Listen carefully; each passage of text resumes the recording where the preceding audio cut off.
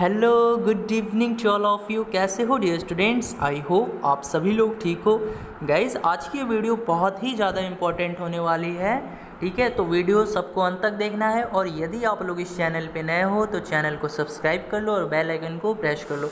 तो गाइज़ जैसा कि आप सभी लोग जानते हो कि एग्ज़ाम्स में अब ज़्यादा समय तो रह नहीं गया है, तो मैं कम समय में अब आप लोगों को ज़्यादा क्वेश्चंस करवाऊँगा, ठीक है? यानी ज़्यादा क्वेश्चंस पूछूँगा आप लोगों से, जिससे आप लोगों को भी पता चलेगा कि आप लोगों का तैयारी का लेवल कहाँ तक पहुँचा, ठीक है गाइज़? तो चलिए आज की क्लास स्टार्ट की जाए। आज की जो क्लास होगी वो साइंस की होगी, यानी साइंस के कुछ हम लोग इम्पॉर्टेंट क्वेश्चंस देखेंगे और साथ ही साथ में कुछ एक्स्ट्रा चीज़ें, एक्स्ट्रा क्वेश्चंस भी आपसे पूछूंगा, तो प्रत्येक स्टूडेंट्स को उसका आंसर देना है। ओके, चलिए आज की क्लास स्टार्ट की जाए। जल्दी से बताइए कौन कौन स्टूडेंट लाइव आ गए हैं, जल्दी से आप लोग अपना अटेंडेंस दीजिए। यदि आप लोग लाइव आ गए हैं तो आप लोग यस करके जल्दी से कमेंट बॉक्स में लिखिए सभी विद्यार्थी। और जो स्टूडेंट्स लाइव आ गए हैं आप लोग अपने फ्रेंड दोस्तों के साथ भी शेयर कर दीजिए ताकि वो लोग भी आ जाएं और आज की ये वीडियो स्टार्ट की जाए, आज की क्लास स्टार्ट की जाए। जल्दी से बोलिए कौन कौन स्टूडेंट आ गए हैं। Very good very good. चलिए गाइस तो आज की क्लास स्टार्ट की जाए। चलिए गाइस पहला क्वेश्चन आप सभी की स्क्रीन पर है। क्वेश्चन है which of the flowing pair is not included, है ना? यानी कौन सा युग्म जो है वो सम्मिलित नहीं है, तो आपको बताना है। जल्दी से सभी विद्यार्थी इस क्वेश्चन का आंसर देंगे। निम्न में कौन सा युग्म में सम्मिलित नहीं है ना? तो देखिए मैडम क्यूरी डायनामाइट, जे वेयर television, Marconi radio, James Watt steam engine. जल्दी से सभी विद्यार्थी बताएंगे इस क्वेश्चन का आंसर क्या होगा, यानी इसमें कौन सा पेयर जो है वो सही नहीं दिया गया है, आपको यही बताना है। जल्दी से राइट आंसर कीजिए सभी विद्यार्थी।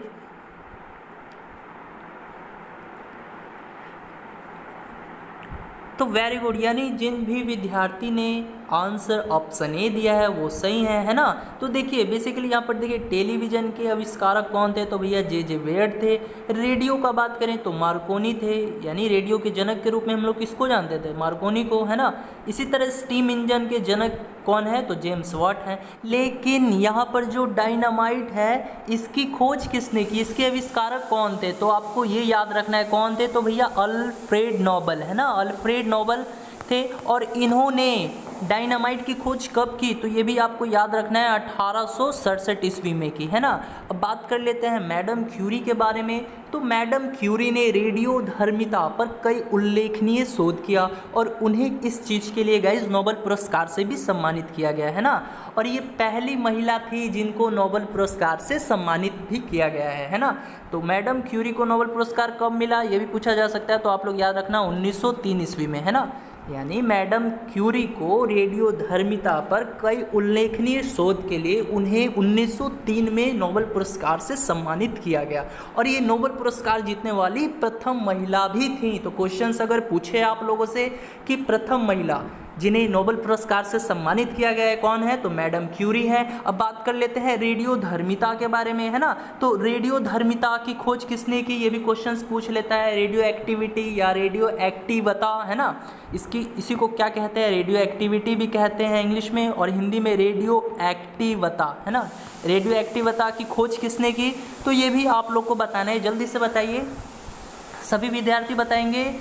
रेडियो एक्टिविटी की खोज किसने की, रेडियो एक्टिविटी की खोज किसने की गाइज, तो वेरी गुड, किसने की, तो हेनरी बैक्यूरेल ने, है ना? कब की थी, तो 1903 में। इन्हें भी जो है मैडम क्यूरी के साथ नोबेल पुरस्कार दिया गया था, ठीक है? किसको, हेनरी बैक्यूरेल को, जिन्होंने रेडियो एक्टिविटी की खोज की थी। इन्हें भी जो है 1903 ईस्वी में नोबेल पुरस्कार से सम्मानित किया गया था। चलिए तो इस क्वेश्चन से इतने फैक्ट्स बन सकते थे। तो देखिए गाइज आप लोग टेंशन मत लिया कीजिए कि मैं प्रत्येक वीडियो में 10 ही क्वेश्चंस करवाता हूँ, ऐसा बिल्कुल नहीं है। देखो इसी क्वेश्चन से मैं कितना फैक्ट्स आप लोगों को बता दिया, कितने क्वेश्चंस जो हैं एग्जाम्स में पूछे जा सकते हैं, सब क्वेश्चंस में बता दिया। यानी देखा जाए तो यहीं से आपको 10+ क्वेश्चंस मिल गए होंगे। यदि आप लोग नोट कीजिएगा तो आई थिंक 10+ तो क्वेश्चंस आप लोगों को मिल ही जाएगा, ठीक है?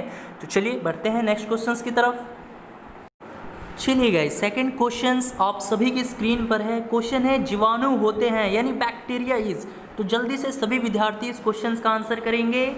जीवाणु होते हैं, क्या होते हैं, एक कोशिकीय होते हैं, दो कोशिकीय होते हैं, बहुकोशिकीय होते हैं, या इनमें से कोई नहीं। जल्दी से सभी विद्यार्थी इस क्वेश्चन का आंसर करेंगे, बहुत ही वीवीआई क्वेश्चन है ये, तो जल्दी से आप लोग इस क्वेश्चन का आंसर कीजिए। तो वेरी गुड, यानी जिन भी विद्यार्थी ने आंसर ऑप्शन ए किया है वो सही है। तो जीवाणु जो होते हैं वो एक कोशिकीय होते हैं, यानी यूनिसेल्युलर होते हैं। तो बात करें जीवाणु की, तो जीवाणु का जो पूरा शरीर होता है ना वो एक कोशिका का ही बना होता है। इनके शरीर में माइटोकॉन्ड्रिया नहीं पाया जाता है, ठीक है। तो गाइस ऑप्शन ए जो है वो सही हो जाएगा। अब यहाँ से आपके एग्जाम्स में डायरेक्टली पूछ लिया जाता है कि जीवाणु की खोज किसने की। तो जीवाणु की खोज किसने की, बहुत ही बार मैं बता चुका हूँ किसने की, तो ल्यूवेनहॉक ने, है ना, ल्यूवेनहॉक ने जीवाणु की खोज की, ठीक है। और गाइस कुछ ऐसे रोग हैं जो कि जीवाणुओं द्वारा फैलते हैं, तो ठीक है, आप लोग उस रोग को याद रख लीजिएगा। चलिए मैं इसका एक ट्रिक बता देता हूँ। ट्रिक क्या है, ट्रिक है गाइज, पंडित का टीका नया है, ठीक है, पंडित का टीका नया है। अब देखिएगा, ध्यान से समझिएगा मैं क्या बताना चाह रहा हूँ। पंडित का टीका नया है, देखिए कुछ ऐसे रोग होते हैं जो जीवाणु द्वारा फैलते हैं और कुछ ऐसे रोग होते हैं जो विषाणु द्वारा फैलते हैं, ठीक है। तो आज की इस वीडियो में हम लोग केवल ये देखेंगे कि जीवाणु कुछ ऐसे वो कौन कौन से रोग हैं जो जीवाणु द्वारा फैलते हैं। तो देखिए प से मेरा यानी ट्रिक है, आपको ये याद रखना है, पंडित का टीका नया है। तो देखिए प से जो है प्लेग, ठीक है। तो आप लोगों ने देखा होगा डायरेक्टली एग्जाम में पूछ लेता है प्लेग रोग जो है वो किससे होता है, तो जीवाणु से होता है। इसी तरह डी जो है मेरा, डी से डिप्थीरिया हो गया। त से मेरा तपेदिक हो गया। तपेदिक मतलब क्या हो गया, तपेदिक का मतलब होता है टीबी, है ना, जिसको टीबी भी बोलते हो। और यहाँ पर का जो है वो मेरा, का से काली खांसी हो गया। टी से यानी टी से मेरा टीटनेस हो जाएगा, टाइफाइड हो जाएगा, और क्या हो जाएगा आपका, यानी ये दो ही होगा, टीटनेस और टाइफाइड, ठीक है। और यहाँ पर जो न है मेरा, न से निमोनिया हो जाएगा, और य से मेरा यक्षमा, ठीक है, और हे से मेरा हेजा हो जाएगा। तो आप लोग ये ट्रिक याद कर लेना, ऐसे एग्जाम्स में क्वेश्चंस पूछ लिए जाते हैं कि ये कौन सा रोग है, मतलब रोग का नाम दे देगा, बोलेगा ये किसके द्वारा फैलता है, ठीक है। आपको क्वेश्चंस में ऐसे पूछेगा, जैसे मान लीजिए टीटनेस जो है वो किसके द्वारा होता है, तो आप लोग को ये ट्रिक याद रहेगा तो सिंपली आप लोग कर लोगे, तो आप लोग को माइंड में आ जाएगा कि हाँ भाई ये जीवाणु द्वारा होता है, ठीक है। इसी तरह आपसे पूछ लेता है हैजा किसके द्वारा फैलता है, तो ये जीवाणु द्वारा फैलता है। तो ये ट्रिक आप लोग याद कर लेना। फिर से मैं बता देता हूँ, ट्रिक है पंडित का टीका नया है, ठीक है। फिर से एक बार देख लो।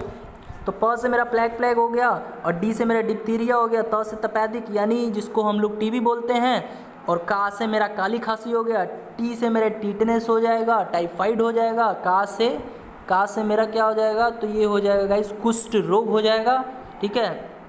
और न से मेरा क्या हो जाएगा, न से मेरा निमोनिया हो जाएगा, य से मेरा यक्षमा, है ना। तो ऐसे क्वेश्चंस पूछ ले जाते हैं। अब कुछ देख लीजिए आप लोग, कुछ ऐसे रोग हैं जो कि वायरस यानी विषाणु द्वारा फैलते हैं। तो कौन कौन से हैं, वो एड्स हो गया, इसको आप लोग याद कर लेना, एड्स हो गया, चेचक हो गया, है ना, पीलिया हो गया, पोलियो हो गया, छोटी माता हो गया, ठीक है। ये सब जो बेसिकली रोग है ये सब आपके वायरस यानी विषाणु द्वारा फैलते हैं। चलिए बढ़ते हैं नेक्स्ट क्वेश्चन की तरफ। चलिए गाइज, नेक्स्ट क्वेश्चन आप सभी के स्क्रीन पर है। क्वेश्चन है which part of the flower attracts insects for pollinations, है ना, यानी पुष्प का कौन सा भाग परागन हेतु कीटों को आकर्षित करता है। तो जल्दी से इसका आंसर बताएं। पहला ऑप्शन है बाह्य दल जिसको कैलिक्स बोलते हैं, दूसरा ऑप्शन है दलपुंज जिसको कोरोला बोलते हैं, तीसरा ऑप्शन है पुमंग जिसको एंड्रोइंसियम बोलते हैं, चौथा ऑप्शन है जायांग जिसको क्या बोलते हैं, गाइनोसियम, है ना। तो जल्दी से इसका आंसर दीजिए सभी विद्यार्थी। यानी पहला ऑप्शन कैलिक्स दिया हुआ है, दूसरा ऑप्शन कोरोला दिया हुआ है, तीसरा ऑप्शन एंड्रोइसियम दिया हुआ है, चौथा ऑप्शन गाइनोसियम दिया हुआ है। जल्दी से सभी विद्यार्थी इस क्वेश्चन का आंसर करेंगे। ऑप्शन ए होगा या ऑप्शन बी होगा या ऑप्शन सी होगा या ऑप्शन डी होगा। क्वेश्चन है पुष्प का कौन सा भाग परागन हेतु कीटों को आकर्षित करता है। तो वेरी गुड, यानी जिन भी स्टूडेंट का आंसर ऑप्शन ए है बाह्य दल जो है वो सही है ना। तो देखिए, तो दोस्तों बाह्यदल जो होता है पुष्प का, ये परागण हेतु कीटों को आकर्षित करता है, ठीक है। और ये चीज़ याद रखना, पुष्प के कितने भाग होते हैं, तो 4 भाग होते हैं। कौन कौन से? बाह्यदल, दलपुंज, पुमंग और जायांग, है ना। अब इसमें पुष्प का मादा जो जनन अंग होता है वो कौन होता है, तो वो जायांग होता है, ठीक है। ये भी क्वेश्चंस पूछ लेता है आपसे, क्वेश्चन ऐसे पूछ लेगा, पुष्प का मादा जनन अंग होता है, कौन होता है जी, तो आपको याद रखना है कौन होता है, तो जायांग होता है ना, जिसको इंग्लिश में क्या बोलते हैं, गाइनोसियम बोलते हैं, ठीक है। बढ़ते हैं नेक्स्ट क्वेश्चंस की तरफ। अच्छा गाइज, यहाँ से एक और क्वेश्चंस आपके एग्जाम्स में देखने को मिल जाता है, पूछ लेता है विश्व का सबसे बड़ा पुष्प कौन सा है, विश्व का सबसे बड़ा पुष्प कौन सा है और विश्व का सबसे छोटा पुष्प कौन सा है, ठीक है। यानी ये 2 क्वेश्चंस आप लोगों के लिए होमवर्क रहा, ठीक है। पहला है विश्व का सबसे बड़ा पुष्प कौन सा है, विश्व का सबसे छोटा पुष्प कौन सा है। इन दोनों क्वेश्चंस का आंसर आप लोग वीडियो ख़त्म हो जाने के बाद, क्लास ख़त्म हो जाएगा, तब आप लोग इस क्वेश्चंस का आंसर कमेंट बॉक्स में दीजिएगा और मैं देखूँगा कितने स्टूडेंट इसका आंसर राइट दे पाते हैं और जल्दी दे पाते हैं, ठीक है। जो भी स्टूडेंट इस क्वेश्चन का आंसर जल्दी देगा, मैं उनका नाम जो है वो अगले वीडियो में मेंशन करूंगा, ठीक है। तो मैं देखूंगा कि टॉप 10 स्टूडेंट कौन होते हैं पहले इस क्वेश्चन का आंसर देने वाले, ठीक है। चलिए बढ़ते हैं नेक्स्ट क्वेश्चन की तरफ। चलिए गाइज, नेक्स्ट क्वेश्चन आप सभी की स्क्रीन पर एक क्वेश्चन है, what is made by burning hydrogen, यानी हाइड्रोजन को जलाने से क्या बनता है ना। पहला ऑप्शन है संग, दूसरा ऑप्शन है ऑक्सीजन, तीसरा ऑप्शन है मिट्टी, चौथा ऑप्शन है पानी। तो देखिए, इस बहुत ही सिंपल क्वेश्चन है, आप लोगों ने ऐसा क्वेश्चंस पढ़ा भी होगा, तो जल्दी से इस क्वेश्चंस का राइट आंसर दे दीजिए। तो जल्दी से इस क्वेश्चंस का राइट आंसर सभी विद्यार्थियों को देना है, किसी का भी गलत नहीं होना चाहिए। क्वेश्चंस बहुत ही ईजी क्वेश्चन है, जल्दी से बताइए, हाइड्रोजन को जलाने से क्या बनता है।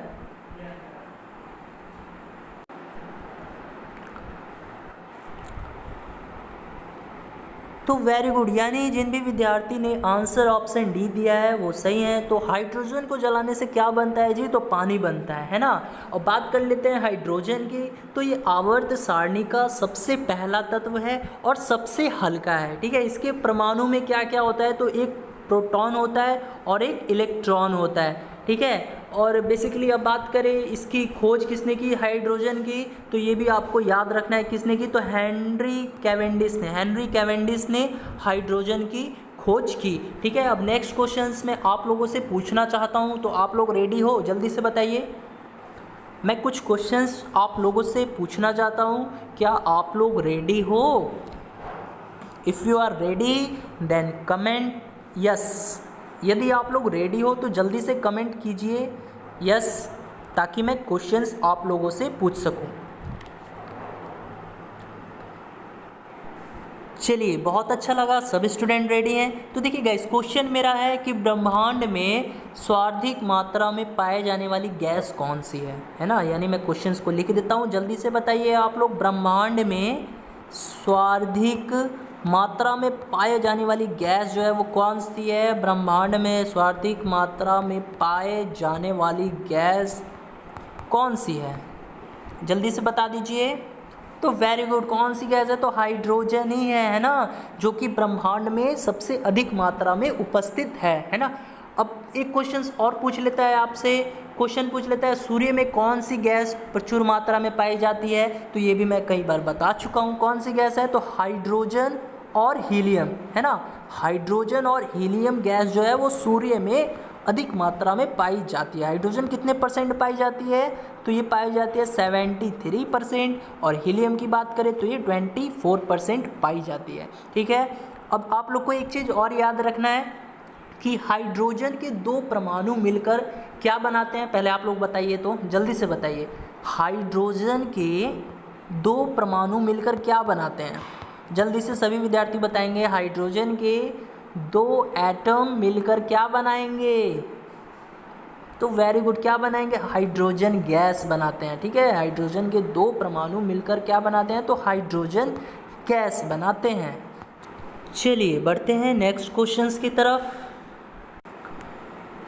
नेक्स्ट क्वेश्चन है, the water of reverse is harder than rain water because, यानी क्वेश्चन कहने का अर्थ ये है कि नदियों का जो जल होता है वो वर्षा के जल से कठोर होता है, क्योंकि बताइए ये हमेशा बहता रहता है, ये वायुमंडल में खुला रहता है, या इनमें कैल्शियम और मैग्नीशियम के लवण होते हैं, या इसमें सोडियम क्लोराइड होती है। जल्दी से सभी विद्यार्थी बताएंगे इस क्वेश्चन का आंसर क्या होगा। क्वेश्चन है नदियों का जल वर्षा के जल से कठोर होता है, क्यों होता है?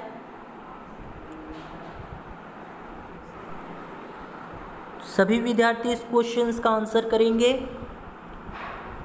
जल्दी से बताइए इस क्वेश्चन का आंसर क्या होगा। नदियों का जल वर्षा के जल से कठोर होता है। तो वेरी गुड, यानी जिन भी विद्यार्थियों ने आंसर ऑप्शन सी दिया है वो सही है। देखिए नदियों का जो जल होता है वो वर्षा के जल से कठोर होता है, क्यों होता है? क्योंकि इसमें कैल्शियम और मैग्नीशियम के लवण पाए जाते हैं, इसलिए नदियों का जल वर्षा के जल से कठोर माना जाता है। ठीक है, अब आपसे मैं पूछ लेता है शुद्ध जल का पीएच मान कितना होता है? जल्दी से सभी विद्यार्थी कमेंट करें। शुद्ध जल का पीएच मान कितना होता है और समुद्री जल का? शुद्ध जल का तो बता दोगे, समुद्री जल का भी बताओ, जल्दी से बताइए। शुद्ध जल का पीएच मान कितना होता है? वेरी गुड, कितना होता है? 7 होता है ना। और समुद्री जल का जल्दी से बताइए प्यारे बच्चों। समुद्री जल का पीएच मान कितना होता है? शुद्ध जल का तो आप लोगों ने बता दिया, लेकिन समुद्री जल का बताओ, तब ना मैं जानूंगा कि आप लोगों का तैयारी अच्छा चल रहा है। तो वेरी गुड, यानी 8.4 होता है। जिन भी विद्यार्थी ने 8.4 का है वो सही है। तो समुद्री जल का पीएच मान 8.4 होता है। अब एक क्वेश्चन आपसे ये पूछ लेता है कि समुद्र का जल जो है वो नीला क्यों दिखाई प्रतीत होता है ना। यानी क्वेश्चन पूछ लेता है समुद्र का जल नीला क्यों दिखाई देता है। तो चलिए 2 ऑप्शन में दे देता हूँ आपको। चलिए पहला ऑप्शन है प्रकाश के प्रकीर्णन के कारण, प्रकाश के प्रकीर्णन के कारण। दूसरा ऑप्शन है प्रकाश के अपवर्तन के कारण। जल्दी से बताइए। क्वेश्चन में पूछा समुद्र का जल नीला क्यों दिखाई प्रतीत होता है। पहला ऑप्शन में आप लोग को दिया प्रकाश के प्रकीर्णन के कारण, दूसरा ऑप्शन है प्रकाश के अपवर्तन के कारण। तो वेरी गुड, किसके कारण होता है? तो प्रकाश के प्रकीर्णन के कारण हमको समुद्री जल जो है वो नीला दिखाई प्रतीत होता है, यानी स्कैटरिंग ऑफ लाइट, है ना। समझ गए ना। चलिए अब प्रकाश के अपवर्तन के कारण कौन सी घटना होती है? तो आप लोगों ने सुना भी होगा, क्वेश्चंस भी देखा होगा, तारों का टिमटिमाना, है ना। तारे क्यों टिमटिमाते हैं? तो प्रकाश के अपवर्तन के कारण तारे जो हैं वो टिमटिमाते हैं। चलिए बढ़ते हैं अब नेक्स्ट क्वेश्चन की तरफ।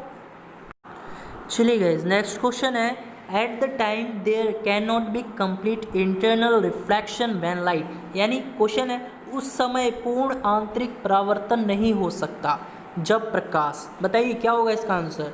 कांच से होकर पानी में जाता है, पानी से होकर कांच में जाता है, पानी से होकर वायु में जाता है, या कांच से होकर वायु में जाता है। सॉरी गाइस, यहाँ पर ऑप्शन जो है ABC नहीं दिया गया है।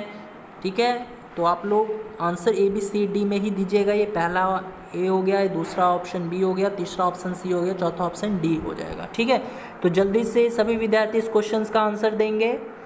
उस समय पूर्ण आंतरिक परावर्तन यानी टोटल इंटरनल रिफ्लेक्शंस नहीं हो सकता जब प्रकाश, बताइए जल्दी बताइए। कांच से होकर पानी में जाता है, पानी से होकर कांच में जाता है, पानी से होकर वायु में जाता है, या कांच से होकर वायु में जाता है। तो वेरी गुड, यानी जिन भी विद्यार्थी ने आंसर ऑप्शन B दिया है वो सही है। ठीक है, तो उस समय पूर्ण आंतरिक परावर्तन नहीं होगा जब प्रकाश पानी से होकर कांच में जाता है। ठीक है, जब हम लोग बात करते हैं पूर्ण आंतरिक परावर्तन की, तो पूर्ण आंतरिक परावर्तन कब होता है? जब कोई प्रकाश सघन से विरल माध्यम में जाती है तो पूर्ण आंतरिक परावर्तन की घटना होती है। समझ गए ना। अब यहाँ से 2-4 क्वेश्चंस आप लोगों से पूछ लिया जाता है प्रकाश से रिलेटेड, तो आप सभी को बताना है। मैं क्वेश्चंस पूछूं आप लोगों से प्रकाश से रिलेटेड, जल्दी बताइए कौन कौन विद्यार्थी रेडी हैं। यदि आप लोग रेडी हो तो जल्दी से कमेंट कीजिए, यस सर पूछिए। चलिए आप लोग रेडी हो ना, मैं क्वेश्चंस पूछूं। चलिए क्वेश्चन है सबसे अधिक प्रकाश की चाल किस में होती है? पहले आप लोग ये बताइए सबसे अधिक। सॉरी गाइज, लिखने में थोड़ा प्रॉब्लम हो जा रहा है, आप लोग इस तरह से समझने का कोशिश कीजिए मैं क्या बोल रहा हूँ। क्वेश्चन है सबसे अधिक प्रकाश की चाल किस में होती है? बताइए, ऑप्शन दे दूं? चलिए पहला ऑप्शन मैं दे दिया निर्वात, जिसको वैक्यूम बोलते हैं। दूसरा ऑप्शन मैं दे दे रहा हूँ आप लोगों को कांच। ठीक है, जल्दी से बताइए सबसे अधिक प्रकाश की चाल किस में होती है? तो वेरी गुड, किस में होती है? निर्वात में, है ना। अब प्रकाश की चाल जो है वो निर्वात में सबसे अधिक होती है, तो इसकी चाल कितनी होती है निर्वात में? तो याद रखना 3 × 10⁸ मीटर पर सेकेंड। ठीक है, और उसके बाद जो प्रकाश की चाल होती है दूसरे नंबर पे वो किस में होती है? तो कांच में होती है। यानी इस प्रकाश की जो सबसे अधिकतम चाल होगी वो निर्वात में होगी, फिर उसके बाद कांच में होती है। तो कांच में इसकी चाल कितनी होती है? तो ये भी आप लोग नोट कर लेना, 2 × 10⁸ मीटर पर सेकेंड, है ना। ये क्वेश्चंस पूछ लिया जाता है। और प्रकाश का वेग सर्वप्रथम किसने मापा था? तो रोमर साहब ने मापा था। ये क्वेश्चंस मैं बहुत ही बार करवा चुका हूँ। चलिए गाइस बढ़ते हैं नेक्स्ट क्वेश्चंस की तरफ। नेक्स्ट क्वेश्चंस है an element that is not in nature but can be produced artificially, यानी वह तत्व जो प्राकृतिक में नहीं पाया जाता है लेकिन कृत्रिम रूप से उत्पन्न किया जा सकता है। जल्दी से बताइए। पहला ऑप्शन है थोरियम, दूसरा ऑप्शन है रेडियम, तीसरा ऑप्शन है प्लूटोनियम, चौथा ऑप्शन है यूरेनियम। जल्दी से सभी विद्यार्थी इस क्वेश्चन का आंसर करेंगे, बहुत ही वीवीआई क्वेश्चन है। ठीक है, जल्दी से आप लोग आंसर दीजिए इस क्वेश्चन का। वो कौन सा एलिमेंट है जो प्राकृतिक में नहीं पाया जाता है लेकिन कृत्रिम रूप से उत्पन्न किया जा सकता है? तो वेरी गुड, यानी जिन भी स्टूडेंट ने आंसर ऑप्शन बी किया है वो सही है। तो कौन सा था? तो वह रेडियम, है ना। ये प्रकृति में नहीं पाया जाता है, नेचर में नहीं पाया जाता है, इसको आर्टिफिशियली जो है प्रोड्यूस किया जाता है। ठीक है, अब बात कर ले रेडियम की खोज किसने की? तो ये सबको मालूम है, बताइए तो किसने की रेडियम की खोज? जल्दी से सभी विद्यार्थी को बताना है, रेडियम की खोज किसने की? रेडियम की खोज किसने की? तो मैरी क्यूरी ने की। ठीक है, ये भी क्वेश्चंस पूछा जा सकता है, इसको आप लोग नोट कर लेना। गाइस यदि अब हम लोग बात करें थोरियम की, तो आप सभी लोग जानते हो थोरियम जो है वो मोनाजाइट नामक रेत में पाया जाता है। ठीक है, कभी कभी क्वेश्चंस ये भी पूछ लेता है कि मोनाजाइट जो है वो किसका अयस्क होता है? बताइए तो मोनाजाइट किसका अयस्क होता है? यानी क्वेश्चन है मोनाजाइट इज़ एन इम्पोर्टेंट और मोनेजाइट जो है किसका अयस्क होता है? तो थोरियम का ही होता है, आप लोग को नोट कर लेना है। बात करें प्लूटोनियम की, तो प्लूटोनियम ये भी प्राकृतिक रूप में पाया जाता है। ठीक है, और इसका प्रयोग जो है वो परमाणु बम बनाने में किया जाता है। और परमाणु बम का आविष्कार किसने किया ये भी पूछ लेता है, तो आप लोग को याद रखना है किसने किया है? तो ऑटो हॉर्न ने, है ना। और परमाणु बम किस सिद्धांत पर कार्य करता है ये आप लोग बताइए जल्दी से। परमाणु बम किस सिद्धांत पर कार्य करता है? जल्दी से बता दीजिए प्यारे बच्चों। परमाणु बम किस सिद्धांत पर काम करता है?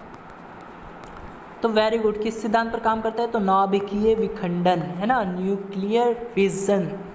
चलिए बढ़ते हैं हम नेक्स्ट क्वेश्चंस की तरफ। अच्छा, यहाँ से ये देख लीजिए यूरेनियम, है ना। तो यूरेनियम जो है ये भी प्राकृतिक रूप में पाया जाता है और इसका एक पूछ लेता है अयस्क के बारे में, है ना। तो आप लोग बताइए तो इसका यह अयस्क कौन सा है? बताइए, शायद आप लोग को नहीं पता होगा, तो आप लोग याद रखिएगा एक पिंच ब्लेड, है ना। पिंच ब्लेड जो है क्वेश्चंस पूछ लेगा आपसे, पिंच ब्लेड किस धातु का अयस्क है? फिर से मैं बता देता हूँ। देखिए यूरेनियम का जो अयस्क होता है और होता है वो पिंच ब्लेड होता है। ठीक है, क्वेश्चन इस तरह से पूछ लेगा आपसे एग्जाम में, पिंच ब्लेड किस धातु का अयस्क होता है? पिंच ब्लेड किस धातु का अयस्क होता है? तो यूरेनियम का होता है। चलिए बढ़े हम नेक्स्ट क्वेश्चन की तरफ।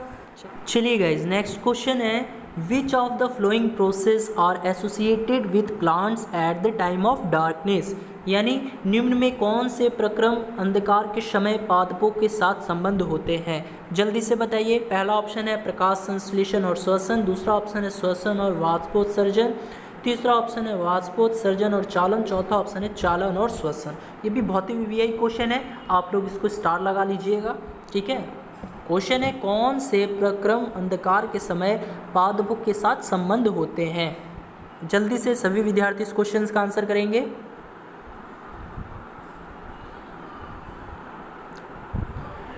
तो वेरी गुड, यानी जिन भी स्टूडेंट ने आंसर यदि ऑप्शन डी किया होगा वो सही है ना। यदि जिन भी विद्यार्थियों ने आंसर ऑप्शन डी यानी चालन और श्वसन किया है वो सही है। तो देखिए गाइज, अब गाइज आपको ये याद रखना है कि फोटोसिंथेसिस यानी प्रकाश संश्लेषण और वाष्पोत्सर्जन जिसको इवेपोरेशन कहते हैं, ये कब होते हैं? तो ये दिन में होते हैं। यानी फोटोसिंथेसिस और इवेपोरेशन ये काम कब करते हैं, इनका काम कब होता है? तो ये दिन में होता है, रात में नहीं होता है ना। और यदि अब मैं बात करूं कि रात में क्या क्या हो सकता है, तो देखिए रात में श्वसन हो सकता है, रेस्पिरेशन हो सकता है ना। तो पेड़ पौधे के अंदर हमेशा निरंतर चलने वाली जो प्रक्रिया है ये हमेशा दिन और रात चलती रहती है। और बात कर ले चालन की, तो ये भी जो है दिन और रात चलने वाली निरंतर प्रक्रिया है, ठीक है। तो इसीलिए इसका आंसर जो है ऑप्शन डी हो जाएगा। समझ गए? चलिए बढ़ते हैं नेक्स्ट क्वेश्चन की तरफ। चलिए गाइस, नेक्स्ट क्वेश्चन है the transformer core is made, यानी ट्रांसफार्मर का कोर जो है वो बना होता है, किससे बना होता है? पहला ऑप्शन है नर्म लोहे का, दूसरा ऑप्शन है निकिल का, तीसरा ऑप्शन है तांबे का, चौथा ऑप्शन है स्टेनलेस स्टील का। सभी विद्यार्थी इस क्वेश्चन का आंसर करेंगे। ट्रांसफार्मर का कोर जो है वो बना होता है, किसका बना होता है, किससे बना होता है जी? जल्दी से बता दीजिए।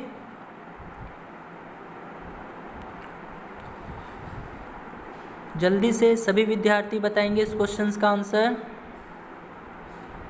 तो वेरी गुड, यानी नर्म लोहे का, है ना।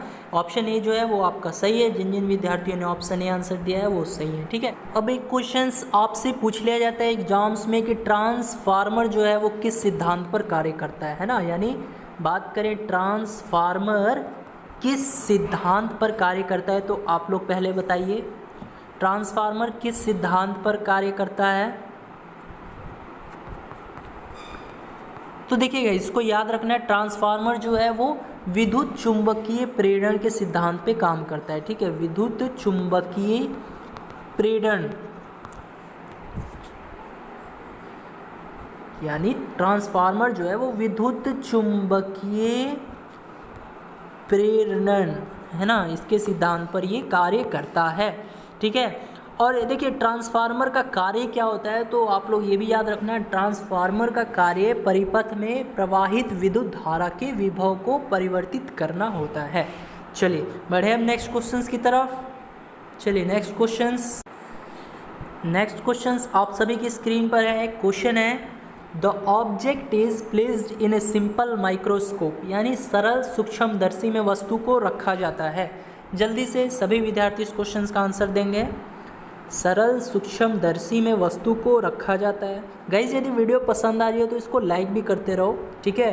देखिए क्वेश्चन है सरल सूक्ष्मदर्शी में वस्तु को रखा जाता है, तो बताइए पहला ऑप्शन है लेंस और प्रकाश केंद्र के बीच में, फोकस के बाहर, वक्रता केंद्र पर या अनंत पर। जल्दी से सभी विद्यार्थी इस क्वेश्चन का आंसर करेंगे।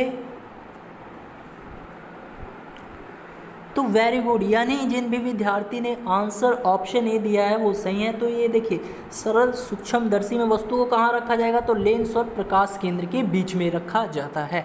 चलिए अब एक क्वेश्चन आप लोग बताइए। तो एक क्वेश्चन पूछ लिया जाता है आपसे, सरल सूक्ष्मदर्शी में किस लेंस का प्रयोग किया जाता है? जल्दी से बताइए, सरल सूक्ष्मदर्शी में किस लेंस का प्रयोग किया जाता है? जल्दी से सभी विद्यार्थी बताएं, सरल सूक्ष्मदर्शी में किस लेंस का प्रयोग किया जाता है? पहला ऑप्शन है उत्तल लेंस, दूसरा ऑप्शन है उत्तल लेंस। जल्दी से बता दीजिए। तो वेरी गुड, किस लेंस का प्रयोग किया जाता है? तो उत्तल लेंस का, है ना। उत्तल लेंस का प्रयोग जो है हम लोग सरल सूक्ष्मदर्शी में करते हैं। तो कैसी लगी वीडियो? यदि वीडियो पसंद आई हो तो इस वीडियो को शेयर कर देना, लाइक कर देना, और यदि चैनल पे नए हो तो इस चैनल को सब्सक्राइब भी कर देना, ठीक है गाइज। चलिए मिलते हैं नेक्स्ट वीडियो में। आज की इस वीडियो में इतना ही, बाय बाय।